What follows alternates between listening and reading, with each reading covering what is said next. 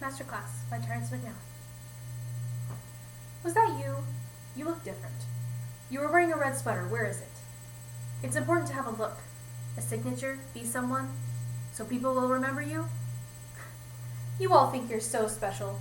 You're a dime a dozen. There are hundreds, no, thousands of you out there, studying, auditioning, going here, there, hither and yon.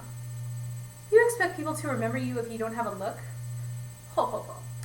I was never arrogant that way. I knew I needed a look, so I got one. You. Yes, you, and don't take this personally, but you don't have a look. You look very nice. I'm sure you are. You look very clean, very comme il faut. But you don't have a look. Get one as quickly as possible. It's much easier than practicing your scales, or maybe it's not. When you weigh 500 kilos like some singers I could mention, but I won't, a look is a little more difficult. What are you smirking about? Yes, you behind this other person without a look. You don't have a look either. In fact, I don't see anyone out there with what I would consider a look.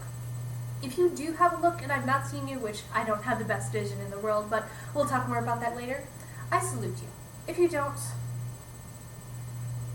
get one. Hello. Most of you guys probably don't know me, and that is okay. My name is Sedayn. I'm going to try to correctly tell you how to help prepare for an audition monologue. Unfortunately, my computer is not very tech savvy, which I don't know if that makes sense. So I can't show you guys the slides that I was going to hopefully use for you, but I'm going to try and use them as much as I can to help. For audition monologues, you want to find something that you're comfortable with and something that helps you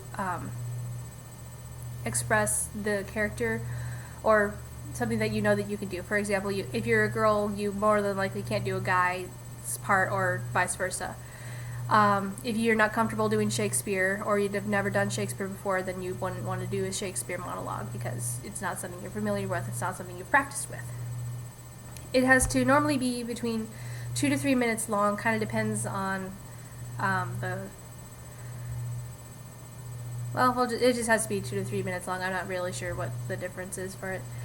What I was always taught was to have a different set of monologues to be able to use that are mostly contrasting, or at least have 2 contrasting ones.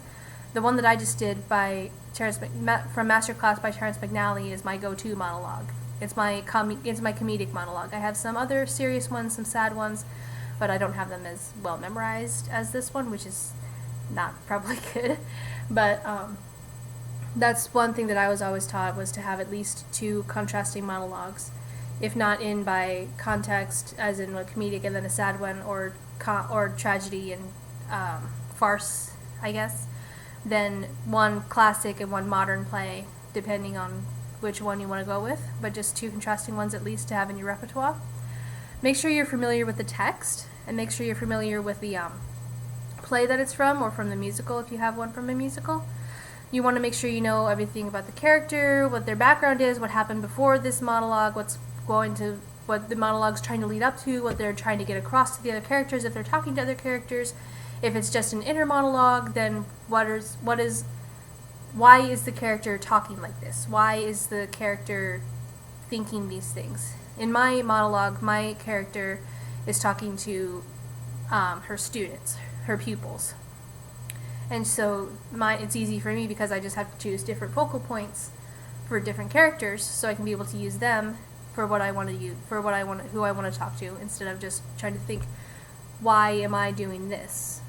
But I also have to learn why she is acting like this to her students, instead of being like your favorite teacher and being one of the nicest people ever. Know when to pause in your monologues or your focal points and who you are. Make sure you know who you're talking to whenever you're in this one. For mine, for example, there's aren't really any general names. Throughout most of the play, there's maybe a handful, but they're not in this first scene. My monologue is like 6 pages into the play. But other monologues that I have, I've taken dialogue between 2 characters and just cut it down for the one character to where it makes sense. but it's still, you can still get the point across. There's one that I have from All My Sons where the character Anne is trying to convince Kate that her son is actually dead because she refuses to believe it. But she's trying to convince her without trying to hurt her, because she has a letter from Kate's son saying that he was going to commit suicide because of something that his father did. It's really great play. I would recommend you read it. Well, make sure that your parents wouldn't be okay with it, because it is it's really deep. There's nothing language wrong with it, but it's really deep, and it makes you feel a lot. But it's really good. I would definitely recommend that one.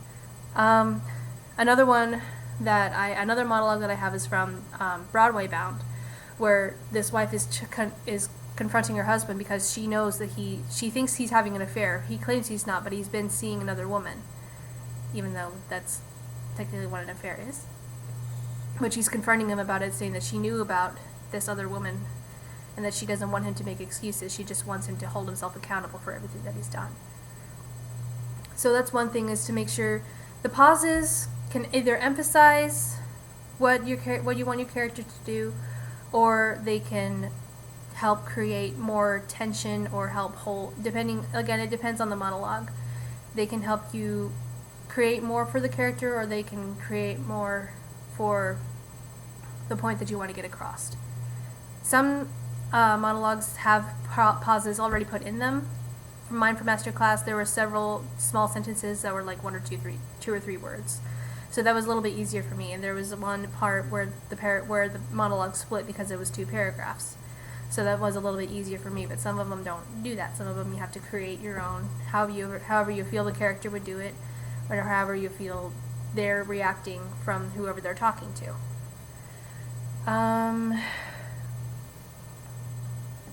Other than that, pretty much just be presentable. Don't stare daggers in the don't stare at the director or stare at one specific point whenever you're doing an audition monologue.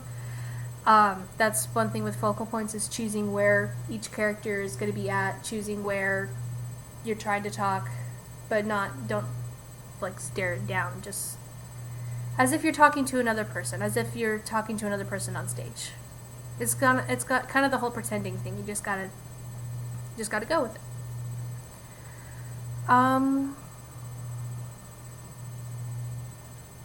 Yeah, I think that covers about everything, at least to the extent of my small knowledge. I would go ahead and say, if there's any other questions, email the theater or some of the other directors. They can answer questions. They know a lot. They've had a lot of experience, and they're really good at it. So yeah, keep going, and enjoy your thespian life.